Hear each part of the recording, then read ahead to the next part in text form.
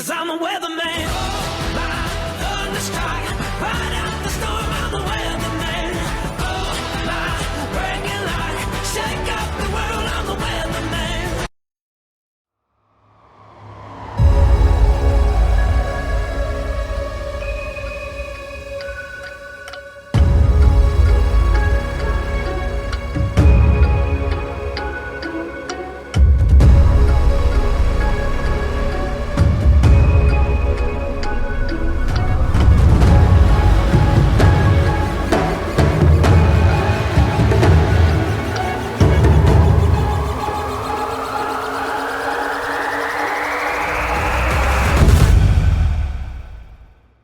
Good evening, ladies and gentlemen. It's your Fast Forecast, and we are doing another Meet the Org. That's where we get out and meet every org and corp in Stanton. That's right, we don't pick sides, and we don't put our thumb on the scales. Every org, whether they be pirate or cop, deserves to be heard. And today we are out meeting the Lunar Wolves. And oddly enough, we're in an Aegis ship, the Hammerhead. You'll notice that only half of the displays are working in here, which is pretty good for Aegis. If y'all would introduce yourselves, tell us about your org and why on God's green earth that you've picked the Hammerhead. We'll get started. Perfect. Gunter, you want to introduce yourself?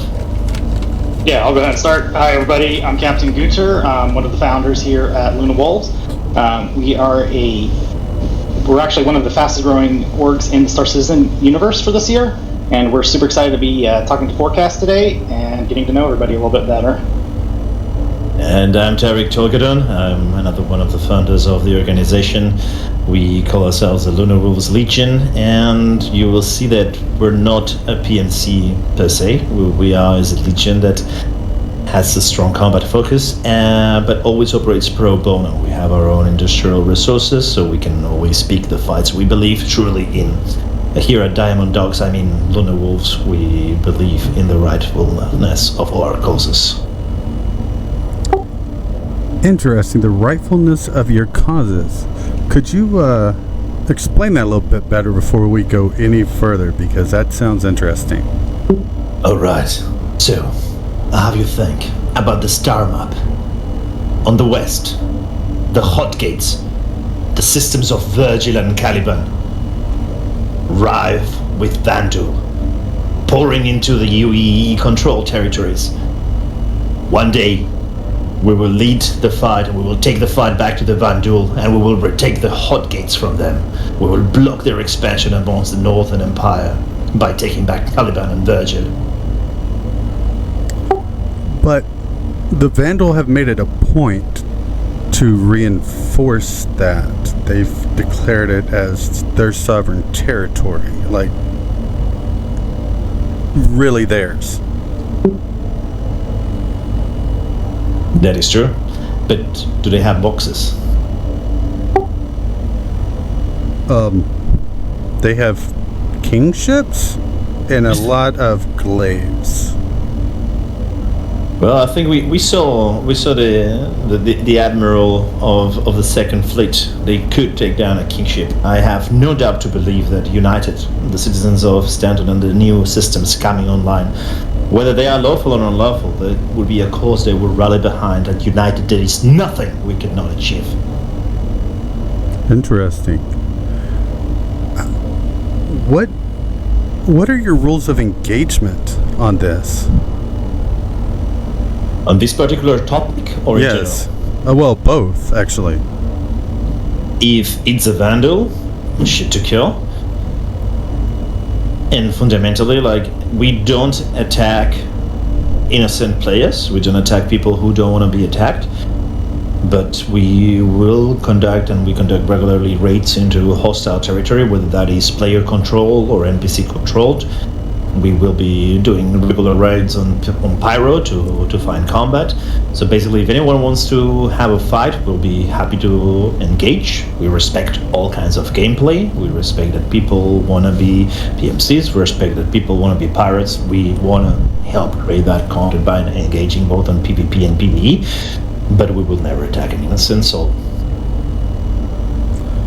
Okay. You can imagine a team in space. A-Team in space. Fascinating. Oh, looks like our XO is working some kinks out of her armor. Hey, you said no king shaming. Indeed, Fast Forecast does not kink shame. So you're not exactly a PMC. So we're going to go with you're also not exactly bounty hunters, but you're not pirates. So you're kind of a gray area. Would that be correct? Yeah, we're a legion. We have a long story of being tied to the UAE. Actually, it was on the first Vandal Wars that the Lunar Wolves were founded. Ever since we've operated either with direct allegiance to the UAE in times of Messer until the mad tyrant Linton came over, or outside of the UAE's scope of jurisdiction, but always strongly aligned and fighting for the causes that we believe either Messer would have fought today. Interesting, because that was quite a while ago, and you've held to those ideals this entire time. Yes, we believe in the Imperium of humanity. An Imperium free from fear, free from oppression, free from tyranny, where every human can find its own place, because the galaxy is our destiny. And let me tell you, we're not right because we're mighty. We're mighty because we're right. By the hour when that reversal becomes our credo. Fascinating. So, pro-humanity, does that make you anti-Xeno? We do respect peaceful Xenos. We do believe that we have our space in the galaxy and we can coexist with them. Personally, the Xenos I truly respected were the Teverin, for they were an honorable race, and it's a pity to see them being felled down so low. But as for the Vandul, they will find no mercy on the other side of the barrel of my gun. Interesting. So it's basically the Vandul that gets your ire. Yes, and if a Xeno occupies or attacks any planet, they will be answered with the retribution. So, just to kind of tune things in a little bit to get your ideology. So if you come across a Vandal raiding party, for instance, and they have hostages that they've picked up, a crew of humans, would that be something you would engage with the possibility of the human casualties, or would you let them go to prevent the casualties? So there's two sides to that answer. If you can rescue the human, try to rescue him, but start from the base that human is already dead, or worse, enslaved by the Vandal. We would be doing them a favor by blowing up that ship, but if we can board the ship, if we can disable it from within, we will try to do that. We will try to rescue the humans, but the priority will be stopping the Vandal from getting any more human hostages. Absolutely fascinating. Well, so this is a big task that you've set for yourself. So surely you're looking for help. What are you looking for in recruits? We're looking for, how to say,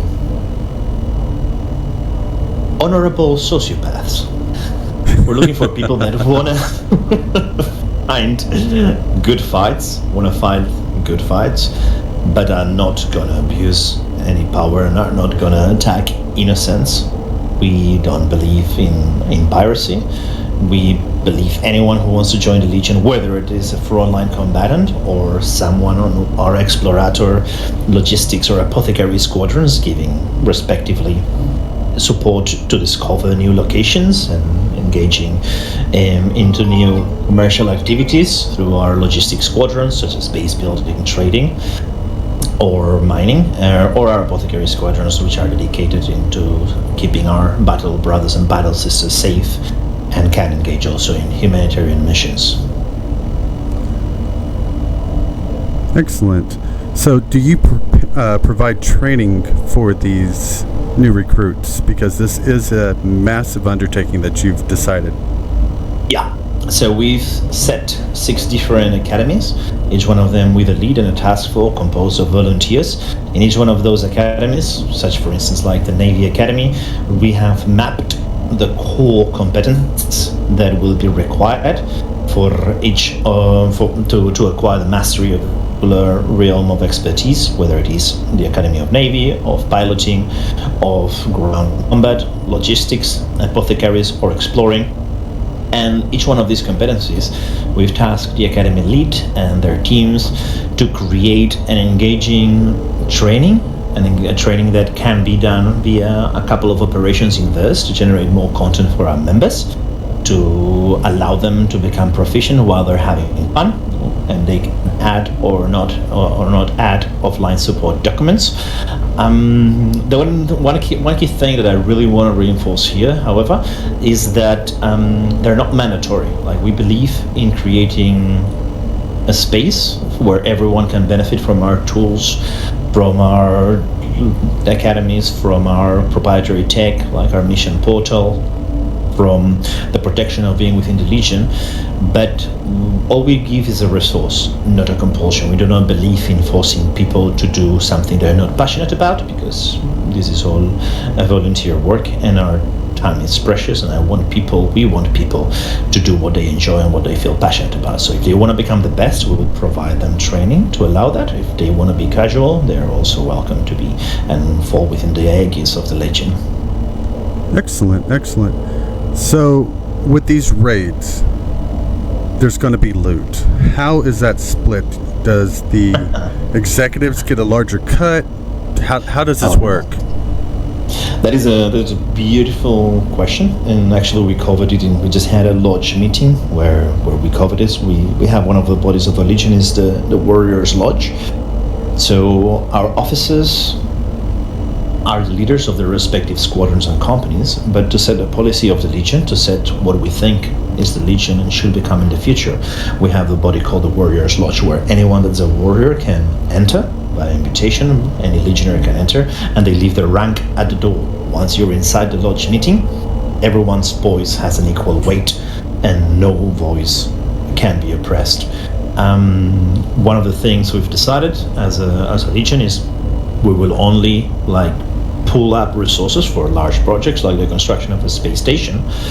When we're doing raids, where we're doing operations in which we'll generate profit, we've created a mission portal, and the mission portal can track dynamically the time that each of the persons within that operation has spent, and upon the end of operation generates an automated Excel spreadsheet that tells you how many minutes or how many hours each of the members spent in that particular activity, so we can tally up and divide equally the loot. Brilliant. So that's going to continue forward when y'all have a space station. Yeah, the only thing that will require larger funds would be space stations, but the idea is not under any of our watches will a group of few benefit from the labor of many. Excellent. So how would someone sign up? So the best way would be to go to our organization page, www.lunawolves.org. Our Spectrum moniker is 16th Legion, spelled in Roman, so XVI Legion. And from there we have all the different redirects in which we'll invite you to join our Discord. You can also just watch any of the Board Games videos running during this November, because we've partnered with him to invite people to join in, and during this month joining in will potentially get into a prize draw for a couple of ships like a Polaris. We did see that. Imagine giving away a Polaris. That is impressive. Well, that's the factor sheet. Oh, sorry. No, please go ahead. I have to give a big shout out to Kenter. Kenter has been incredibly generous and incredibly crazy with this kind of initiatives. It's all come out of him, and one of the reasons that we're doing it is because we think that especially with the news given at CitizenCon, there is a big organizational crunch incoming.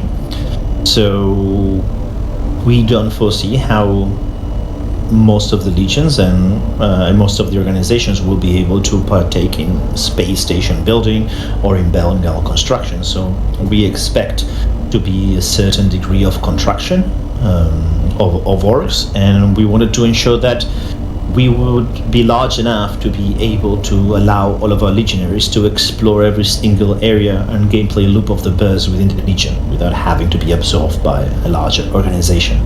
Right now we're in around 630 members, and we plan to be around 1.2 thousand members come January. 600 members already. That is very, very impressive. And wow, over 1,000 by January. That's ambitious. Well, other than just raw numbers, what are your future goals? Our future goal is like we had the meeting in which we presented like what was the vision, and we had the discussion. Our ambition is to become a large org with high skill, an org that owns its own space station in probably UE controlled space, but is also incredibly proficient at running errant fleet operations. That's to say, like, we will be mostly fleet based on all of the hostile territories that we want to leave mostly, and only return to the UE to resupply or launch large fleets once an expeditionary fleet has been sent.